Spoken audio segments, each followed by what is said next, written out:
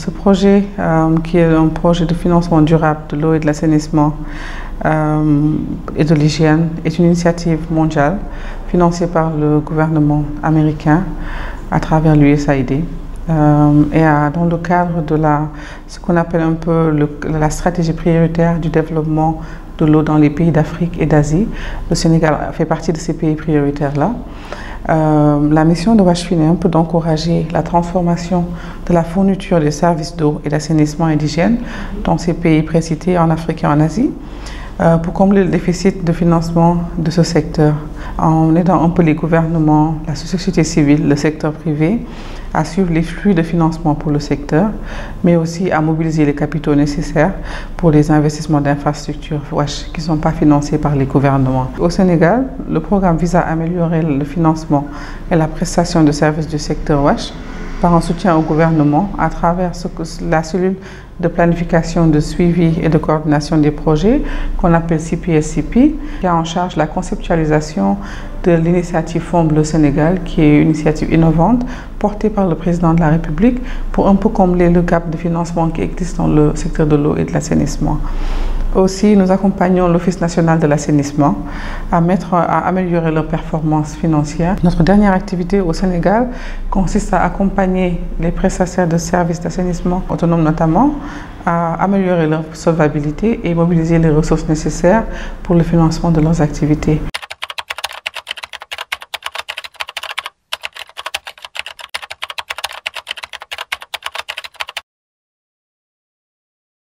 Pour faciliter ces rapports, c'est d'abord d'accompagner ces prestataires de services d'assainissement dans la formalisation et l'amélioration de leur solvabilité.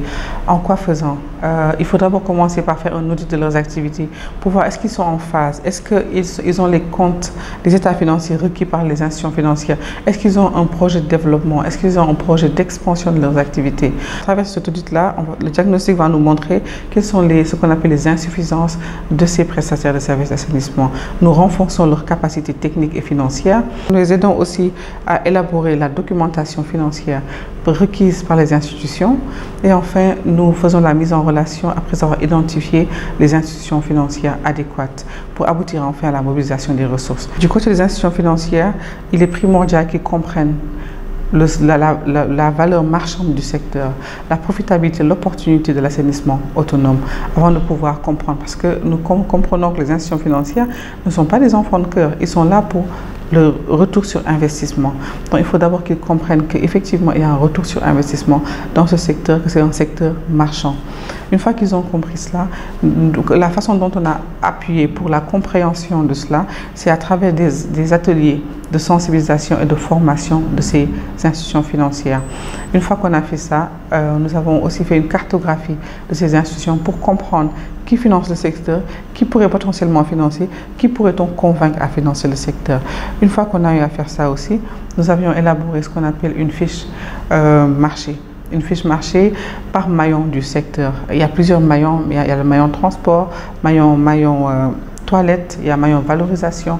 Donc nous avons fait des fiches marché pour que ces potentiels investisseurs, potentielles institutions puissent comprendre la profitabilité et l'opportunité de ce secteur. Enfin, nous avons créé avec les institutions telles que l'ONAS, des fonds d'investissement et des agences de l'État, un instrument financier dédié au secteur, similaire à ce qui se passe en ce moment au niveau de la Banque de l'Habitat du Sénégal, similaire à ce qui se passe avec l'agriculture, avec la Banque agricole, un instrument dédié au secteur de l'eau et de l'assainissement. Nous avons commencé par une phase pilote avec le secteur de l'assainissement autonome et cet instrument est en cours de capitalisation avec une phase pilote qui est en train de se faire avec le programme de renouvellement de la flotte des prestataires de services d'assainissement. La dernière chose qu'il est important de dire, c'est que les institutions financières ont pu trouver des opportunités dans un secteur qui leur était complètement inconnu. À date, nous avons 15 institutions financières prêtes à financer le secteur, prêtes à financer ces prestataires de services d'assainissement. À date, nous avons pu mobiliser $1 million pour un des prestataires de services d'assainissement, avec dans le pipeline deal 6 millions en cours de négociation avec des institutions financières locales. Il y a aussi un fonds d'investissement privé qui a Impact, qui est prêt en ce moment à mettre chaque année dans le secteur 500 000 $ à 1 million, dépendamment des besoins.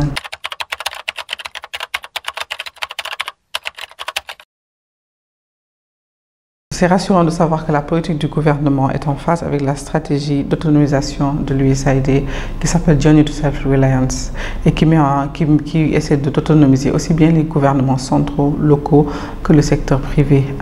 Le gouvernement a beaucoup fait. Le gouvernement a beaucoup investi.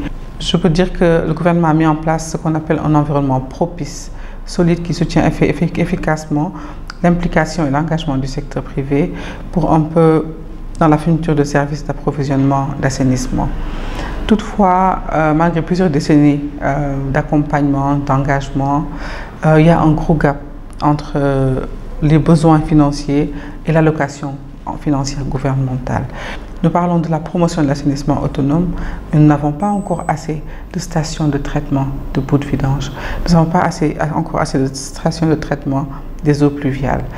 C'est effectivement beaucoup de choses qui sont en cours de construction et nous espérons que d'ici 2 ou 3 ans, nous pourrons avoir un environnement favorable, propice pour que ce secteur privé-là puisse mettre en œuvre ses activités. Pour que ce déficit-là puisse être comblé, c'est une combinaison de plusieurs solutions, notamment le soutien du gouvernement pour une réglementation sectorielle, incitation fixe fiscale, la mise en place de solutions de financement innovantes, la priorisation de l'assainissement autonome.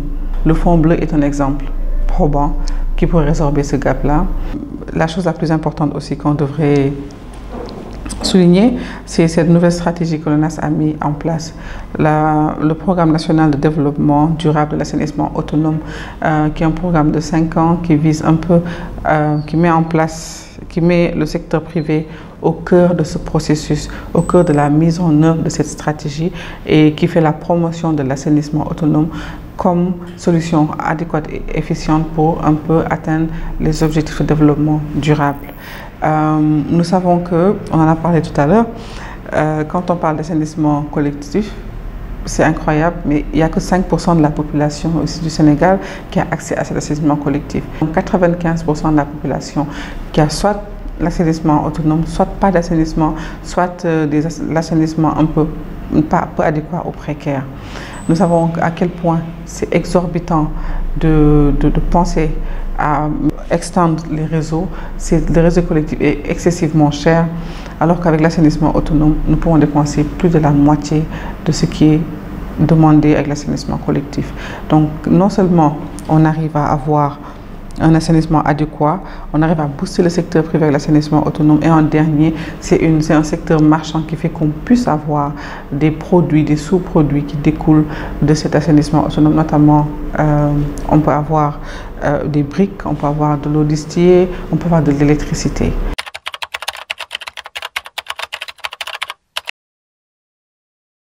Ce forum est une fierté pour nous. Nous avons été à Brasilia. À Brasilia, on parlait de forum de solutions. On a trouvé les solutions. Maintenant, une fois qu'on trouve les solutions, il faut les mettre en œuvre. Donc ce forum, on attend que ce soit une plateforme d'exécution des solutions de Brasilia. Ce forum a un caractère inaugural, un caractère spécial parce qu'il se tient dans notre continent. Le continent où il y a tous les problèmes en matière d'assainissement.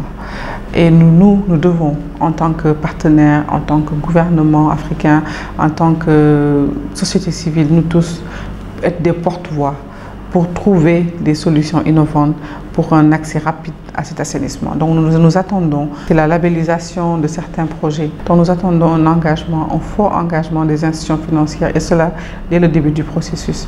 Parce que ce sont eux qui vont, in fine, financer ces acteurs-là, financer ces acteurs du secteur privé. Donc il faudrait qu'il y ait une forte interaction entre les acteurs du secteur privé de l'assainissement et les institutions financières.